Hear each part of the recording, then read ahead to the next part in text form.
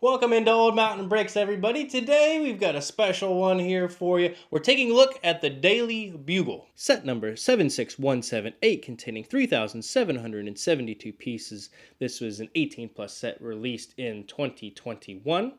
And it's a great Spider-Man set is kind of the theme of it here. Now that the Avengers Tower has come out, this one is kind of faded into the shadows a little bit, but I think this is still one of the best sets that LEGO's put out, and it does kind of still fit in the modular theme as far as something I can integrate into a city, so of course I had to pick it up and add it into our Lego city here. So what we're going to do today, I'm going to do a speed build of it. I'm then going to give you my thoughts on the build, give you a detailed review and show you kind of the interior of it, and then I'll give you my final thoughts. But let's go ahead and jump into it here.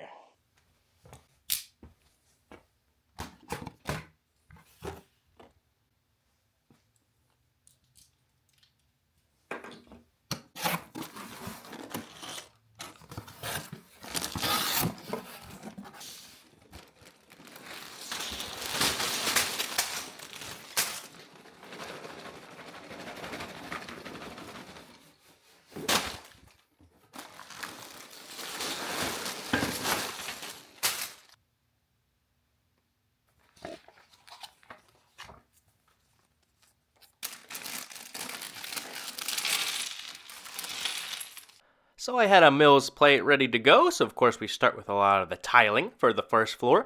The interesting thing about this set is the building's really not that wide and doesn't take that much room up on a base plate. It's kind of centered in it rather than kind of going to any of the edges as compared to some of the other buildings like the Avengers Tower or any other standard modular building. First thing you do, of course, is you make that first floor. A lot of window pieces, we'll get to that in a minute, but it was fun to put together. I like some of the details. This nice taxi build right here was just really fun to put together as comparing to one of the other ones I'll show you in a few minutes. But then we start floor by floor. I'm glad you don't have to build it on the tower, that you can kind of just build it on the desk like I am, so you have easy access to all those details and putting it all together. But again, the windows always take forever and they always like to bend, so it's not the greatest of a build experience, I would say, but I thought it was overall a little repetitious in that sense. But the stickers weren't too bad. I loved all the details that you can add with all the TVs. Then the next part is you actually start doing kind of these half-size buildings because there's a balcony on this next one here, so it gets even smaller as you get a little further up, so you lose some of that storytelling and details that I would hope to have. But it's fun when you kind of put together that goblin part of it there. But then after that, you kind of make this top floor, of course, where J. Jonah Jameson's office is. Again, more windows, so again, you can see how it could be a little repetitious and a lot of gray, but overall, it's still a lot of fun to put together. The last part you start in is this roof section, which I really enjoyed, making the brick-built sign for the Daily Bugle and the water tower and the radio and such, and then the little spider buggy. But let's go ahead and finish this up and take a detailed look. Okay, and here's our first overall look at the Daily Bugle. Stands kind of 4 stories high, and these are actual stories, I guess you would say, not some of the fake ones as you might see on like the Avengers Tower. Comes with a whole bunch of minifigures, and we'll kind of place these in just a moment. I just want to give you an opportunity to see some of them up close before I kind of scatter them throughout the Daily Bugle. Comes with this fun taxi, got Sandman right there, but this thing is huge and it's going to look great in our Lego city. Okay, but let's go ahead and take a look at some of the details to this set. Now that I've placed kind of the minifigures throughout, we'll start outside. We've got Benny the cab driver right here with this fun taxi build. Definitely better taxi than the fun exclusive gift with purchase that came with the Avengers Tower, but it just looks more New York City style. This is a cool looking minifigure, I guess you'll say, for Sandman. Has him kind of ripping up out of the tiles. He's meant to kind of go right here.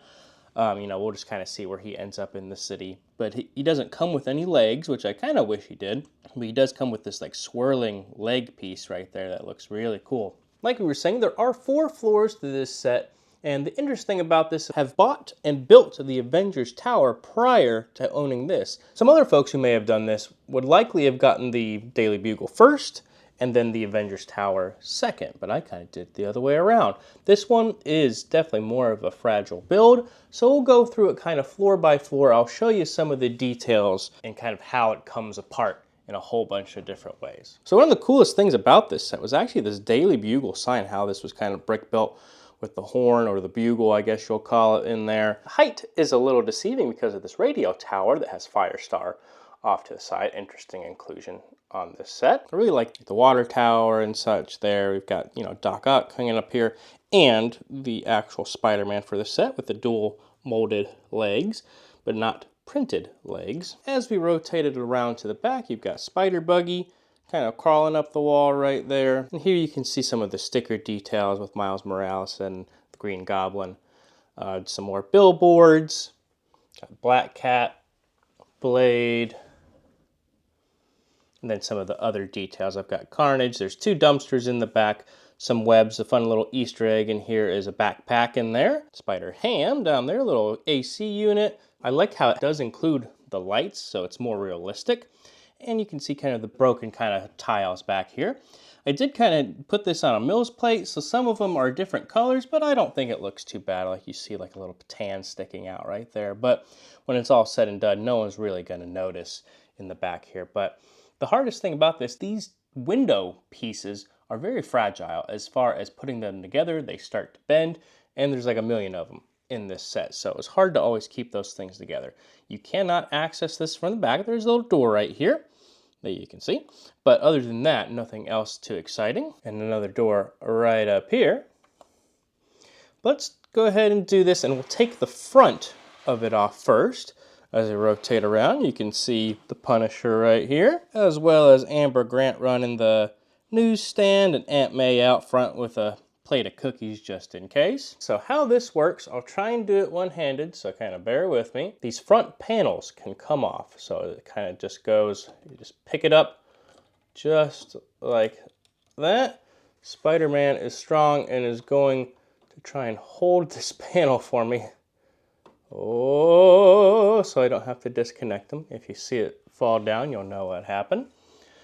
And up in this first floor, you've got J. Jonah Jameson's office right here with some fun printed pieces. I like how all the newspapers in this set are printed as opposed to some that were in like the Avengers Tower. You've got Betty Brant, his secretary right there. Fun little more stickers and some of the awards that JJJ's got and everything. It does have a fake elevator facade in here, which I really like that it was included. I'm glad they didn't actually take up the space putting in an elevator, but you get the idea. It's Lego. Next floor down, you've got good old Green Goblin just kind of shooting right out the front here on his glider.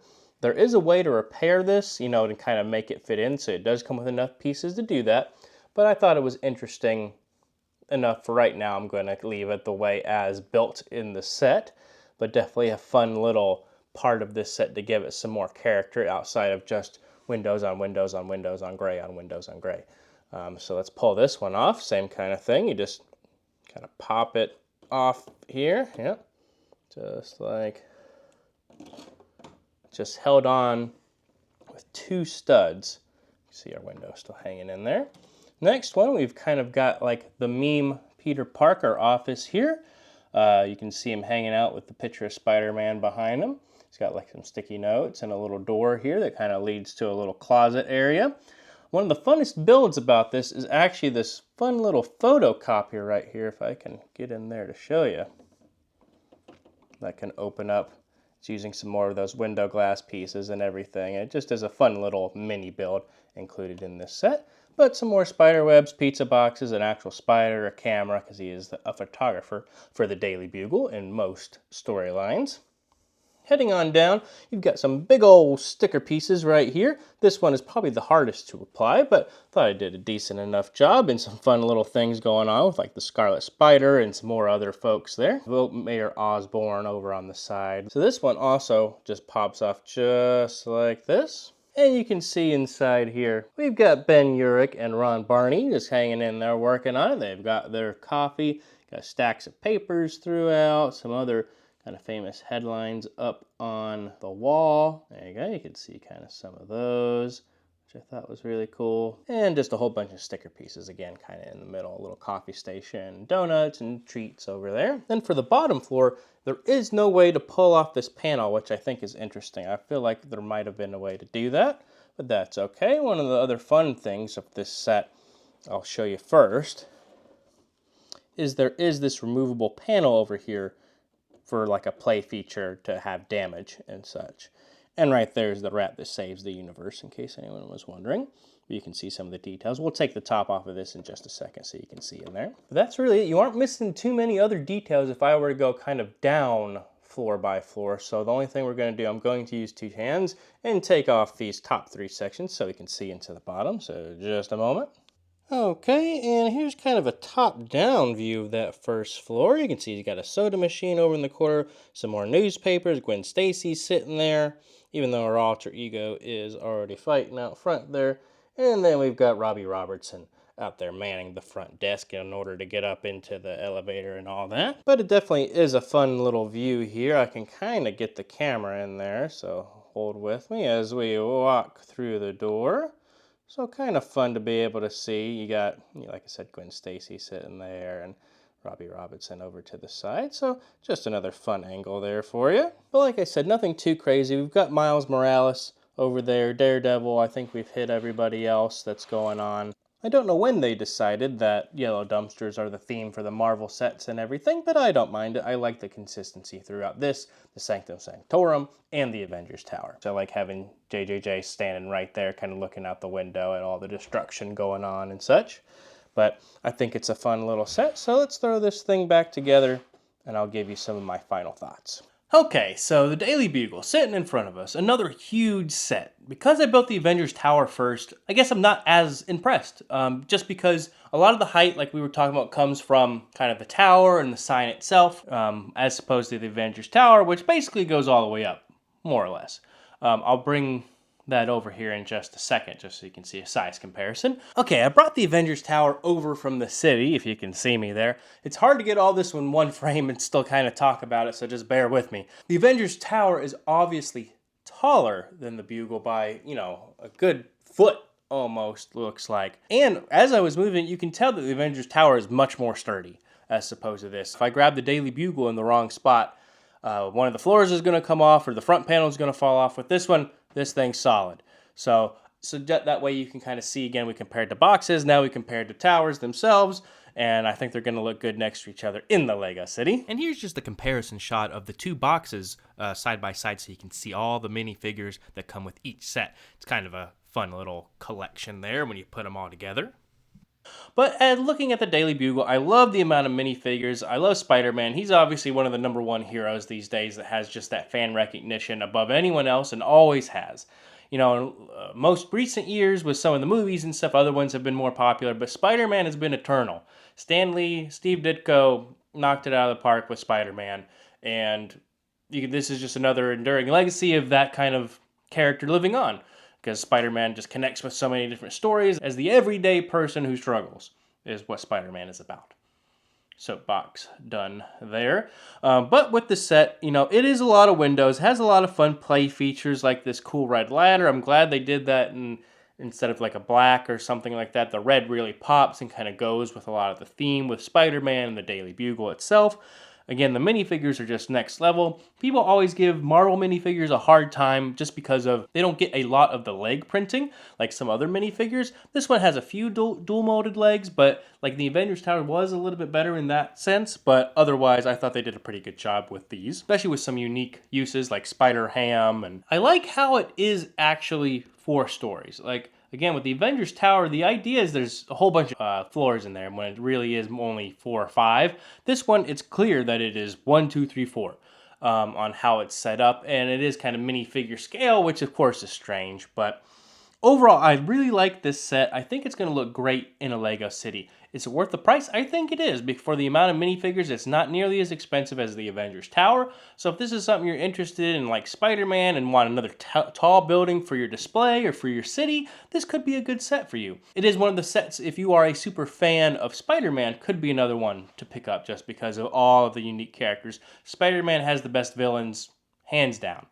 At least with Marvel. DC, Batman, he's got a million villains, but Spider-Man has the best villains in Marvel, for sure. And I'm glad that they included so many villains or anti-heroes in the set like Black Cat, Carnage, Venom, the Punisher, and a lot of the civilians like J. Jonah Jameson and all the Bugle workers, because it makes sense. It is the Daily Bugle, you gotta have the folks in there. So I think they did a good mixture of folks. The only minifigure that I do think is missing from this set, that was also missing from the Avengers Tower, is Stan Lee. He has been made in Lego form before for video games and such, but should have been included here because Spider-Man was his, I guess #1, so he should have been here. I do like how the Green Goblin's bursting out the side there. I don't know if I'll keep that forever, but I do like how it does break up all of the gray in the windows like we were talking about. But I think this is a fun set. I think I was still wanting just a little bit more. I think the Avengers Tower was just so good that it's hard to live back up to something like that. But I love all the stories you can tell with this. I love that I'm going to be able to put this next to the Avengers Tower and basically have Spider-Man probably swinging between the two and connecting all of those stories. So I think it's going to be a fun addition for our Lego city. So I'm definitely glad I picked it up. Make sure you do stay tuned, as our next video we're going to be finding a place for this in the Lego city, which of course is important. So anytime we place something in the Lego city, it means something's going to shuffle around. So you never know what's going to happen. So we'll definitely see you in that next one. But of course, if you like the video, make sure you do subscribe, hit the like button, as it helps the channel out as we keep going towards our goal for 1,000 subscribers here on Old Mountain Bricks. But until next time, have a good one.